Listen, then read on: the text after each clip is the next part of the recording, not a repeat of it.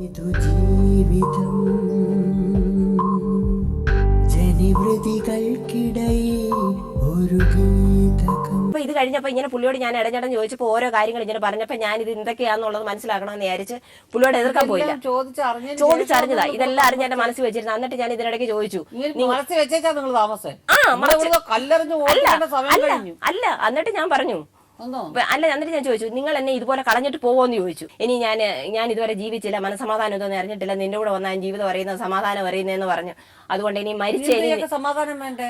എനിക്കറിയത്തില്ല, മരിച്ച ഇനി നിന്റെ അടുക്കാൻ പിരിയത്തുള്ളെന്ന് പറഞ്ഞ് എന്റെ കൈ അടിച്ച് സത്യം ചെയ്തിട്ട് എന്റെ കൂടെ ജീവിക്കുക.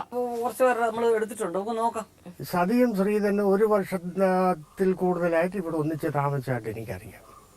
അതിൽ കൂടുതലായിട്ട് അവർ പ്രശ്നം എന്താണെന്നും അറിയില്ല. സതിയും ഭർത്താവുമായിട്ട് 4-5 വർഷം ഇവിടെ താമസം ഉണ്ടായിരുന്നു. ഇതിൻ്റെ ഇടയ്ക്ക് 2-3 മാസം കൊണ്ട് ഇവർ പിണക്കത്തിലായിരുന്നു. ഇടപെടാൻ നല്ല മനുഷ്യനാണ്. പക്ഷേ ഇവർ തമ്മിൽ അച്ചടിപ്പുണ്ടായ വിവരം ഞാൻ കുറച്ച് നാളെയായുള്ളൂ അറിഞ്ഞിട്ട്. 3-4-5 വർഷം കൊണ്ട് ഇവിടെ താമസമായിരുന്നു. ഇപ്പം 3-4-5 മാസം കൊണ്ട് ഇവിടെ താമസമില്ല. 3 മാസം കൊണ്ട് താമസമില്ല. ഈ സംഭവം എനിക്കും ദൈവത്തിനും അല്ലാതെ ലോകത്തൊരു കുഞ്ഞുങ്ങളോട് ഞാൻ പറഞ്ഞിട്ടില്ല എന്നുള്ളതാണ്. എന്നുവെച്ചാൽ എന്റെ വീട്ടിൽ പോലും ഇപ്പൊ ഇവിടെ ഈ വിവരം അറിയിപ്പിക്കുന്നത് പോലും ഒരു കുഞ്ഞുങ്ങളോട് ഞാൻ പറഞ്ഞിട്ടല്ല. എന്നുവെച്ചാൽ ഞാൻ ആരോടും പറയത്തില്ല എന്ന് പറഞ്ഞാൽ ഞാൻ സ്വന്തമായിട്ട് എടുത്ത കാര്യമായി ഇത്. അത് ഞാൻ വേറെ ആളോട് പറഞ്ഞ ഇവരെല്ലാം കൂടെ എന്നെ തല്ലിക്കൊല്ലും. പെൺവിഷയമാണ്. ഇദ്ദേഹത്തിന്റെ വിവരം എനിക്ക് അറിയത്തില്ല എന്നുള്ളതാണ്. അവിടുന്ന് ഞാന് അവിടെ ചെന്ന് ഞാൻ പറഞ്ഞു, ഇവിടെ ഇരിക്കുവേ 2 കടയുടെ ആവശ്യമില്ല, ഒറ്റ കട മതി എന്ന് പറഞ്ഞു. ഞാൻ ഇപ്പൊ ഇരിക്കുന്ന കട ഞാൻ വിടാൻ പോവാന്ന് പറഞ്ഞു. ഇപ്പൊ ആ കണ്ട കട അത് ഞങ്ങൾ ആദ്യം എടുത്ത കട, ഞാൻ കട വിടാൻ പോവാ, ഇവിടെ വന്നിരിക്കുക. അത് നിന്റെ പേരിലെടുത്ത കട, ഇത് എന്റെ പേരിലെടുത്തതാ, നീ നിന്റെ കടയിൽ ഇരുന്നാൽ മതി എന്ന് പറഞ്ഞു. ഞാൻ പറഞ്ഞു നിന്റെ ഇവിടെ വിഷയമില്ലെന്ന് പറഞ്ഞു.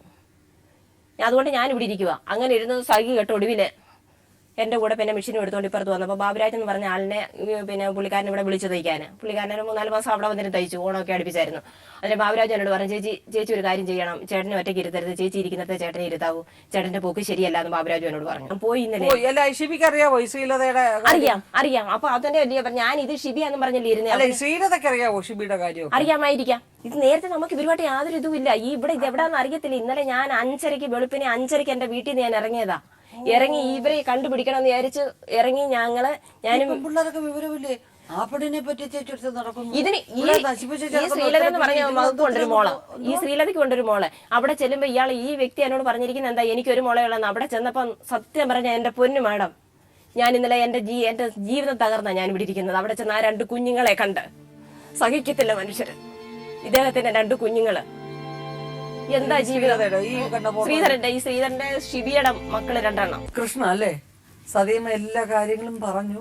ഇങ്ങനെ ഒരാളുടെ അടുത്ത് പറ്റിപ്പോയി. കാരണം സതീമയുടെ ജീവിതം നോക്കുമ്പോൾ സതീമ പറഞ്ഞത് വളരെ സത്യസന്ധമായ കാര്യം. കാരണം നമുക്ക് വറചട്ടിന്ന് എരുതിയിലോട്ട് വീണ പോലെ. കാരണം ഒരു അബദ്ധം നമുക്ക് ജീവിതത്തിൽ അബദ്ധമല്ല, നമ്മൾ അറിയാതൊന്നും സംഭവിച്ചു പോയി നിയോഗം. അടുത്തത് ഇത്രയും കുഴപ്പക്കാരനെയാണോ നമ്മൾ തിരഞ്ഞെടുത്തത് എന്ന് മറ്റൊരാളോട് പറയാനുള്ള അധ്വാനിക്കുന്ന സ്ത്രീയുടെ ഒരു ഈഗോ അതുണ്ട്. അത് പറയുന്നില്ല, അതല്ല ശരിയാക്കിയെടുക്കാന്ന് വിചാരിക്കുന്ന ഒരു സ്ത്രീയുടെ ഈഗോ, അതെനിക്ക് മനസ്സിലാവും.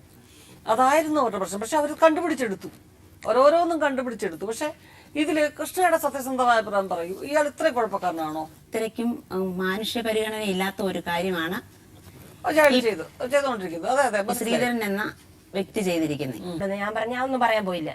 ഇഷ്ടമില്ലാഞ്ഞിട്ടായിരിക്കും നിൽക്കാഞ്ഞപ്പോഴും ഞാൻ അറിയുന്നില്ല ഈ കല്യാണക്കാരനോ ഈ പുള്ളിക്കാരൻ മാറി നിൽക്കുന്നതെന്ന്.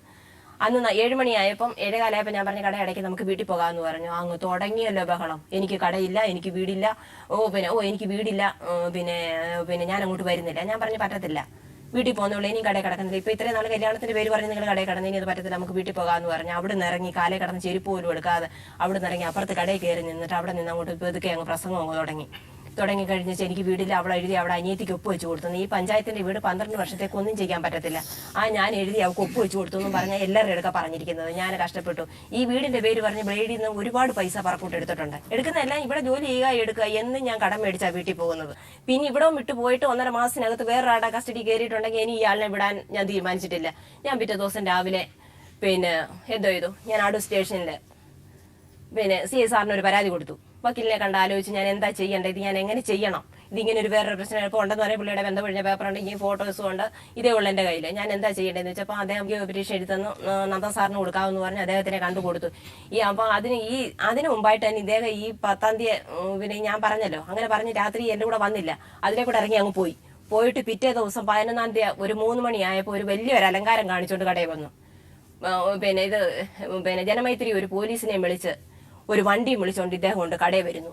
ഞാൻ അന്തം വിട്ട് നിൽക്കും, ഇതെന്താ ഇതിന്റെ കാര്യം? അവൻ പറഞ്ഞു, സാറേ ഞാൻ അവിടെ ഭർത്താവൊന്നുമല്ല, ഞാൻ അവിടെ കല്യാണം കഴിച്ചിട്ടില്ല, 5 വർഷം അവിടെ സ്റ്റാഫായിട്ട് അവിടെ കടയിൽ ഞാൻ ജോലി ചെയ്തതേ ഉള്ളെന്ന്. അപ്പം പറഞ്ഞു, സതിയമ്മ നിങ്ങൾ വിവാഹം കഴിച്ചാണോ എന്ന് ചോദിച്ചു. ഞാൻ പറഞ്ഞു, അല്ല സാറേ എന്നെ വിവാഹം കഴിച്ചിട്ടില്ല, എന്നെ വിവാഹം കഴിക്കാമെന്ന് പറഞ്ഞു. പുള്ളി നാളിന്റെ പ്രശ്നം പറഞ്ഞുകൊണ്ട് ചെയ്തില്ല, സമാധാനത്തെ ജീവിച്ചാൽ പോരാ എന്ന് ചോദിച്ചു. ഞാൻ വിചാരിച്ചെന്തിനാ, നമുക്കൊരു പ്രശ്നം ഉണ്ടാക്കണ്ടായല്ലോ, വഴക്കം വല്ലില്ലല്ലോ, പോവല്ലേ. അപ്പൊ അതേ ഞാനും സാറേ ചിന്തിച്ചോളെന്ന് പറഞ്ഞു.